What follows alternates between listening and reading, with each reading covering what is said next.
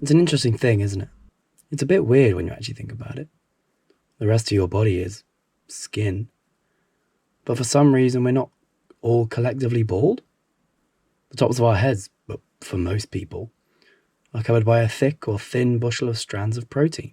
My hair hasn't always been problematic. In truth, it probably has never been problematic, but I've thought of it that way. I've never really been able to decide how to keep it. It's been long, short, messy, combed, cropped in 1,000 different ways, all to avoid the dreadful haircut you get given and vow never to have again.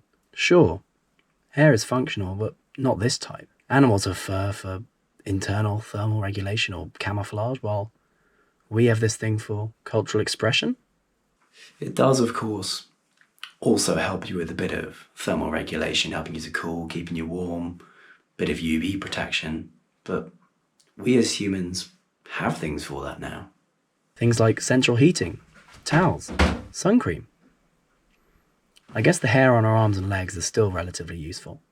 When you're too cold, they'll stand up, erecting through these things called erectopili muscles? Yeah. When you're cold, it will basically trap this layer of hot air just above your skin, which reduces the thermal gradient between the inside of your body, the warm part, and the cold outside of your body, reducing heat loss. Great, so it's functional. But I was still stuck with my hair. Long or short? Which products to use? If I keep getting it cut short, I have to keep paying for haircuts. If I grow it long, I save that money, right? Wrong. There's a whole new wealth of products I need to buy even to think about keeping it in shape. When I wash it, it goes all matte. When I don't, it goes dry, stiff, and, God forbid, dandruffy. But don't wash it too much. It'll dry out, and you'll do irreparable harm to your scalp. Like, what am I supposed to do? I was stuck with my hair, so I got rid of it. Well, not all of it, most of it. And that's also a lie. I said I was stuck with my hair, but in truth, I was just stuck. Sure, I didn't really know what to do with it, so maybe the simplest and stupidest option was to get rid of it all. Every little reason that I wanted to do it is written in this small black book, because it's, in truth, a great visual reminder that every time you see it, oh, I did it because of X, and I want to keep doing X, or stop doing Y. I was watching endless YouTube videos on how to start getting productive, how to manage all your hobbies, how to learn fast and remember everything forever, how to make studying addictive, how to do this, how to do that. And by all means, go and watch those videos. They're beautifully made by beautiful people with great skills. But just don't forget to do something after watching them.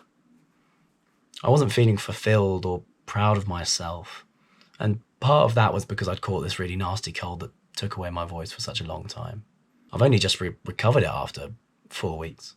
4 weeks? No, 2 months. I was stuck because I wanted to improve everything I did. Work better, study better, be better, and that just wasn't happening. And why?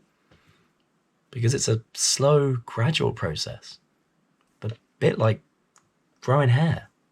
It's happening, but you just don't really notice it all the time. I was reading a book. Jonathan Culler's Structuralist Poetics, to be exact. Maybe check it out.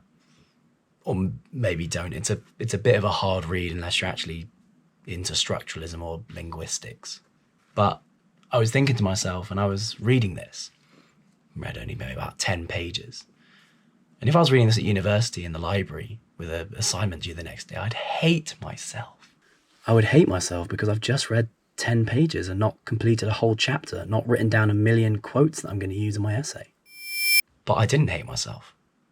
I realised that I was proud of myself after having read very little for a long time this summer.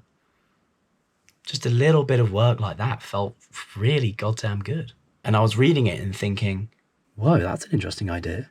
Does that apply to this scenario? Or this one? Does that always hold true?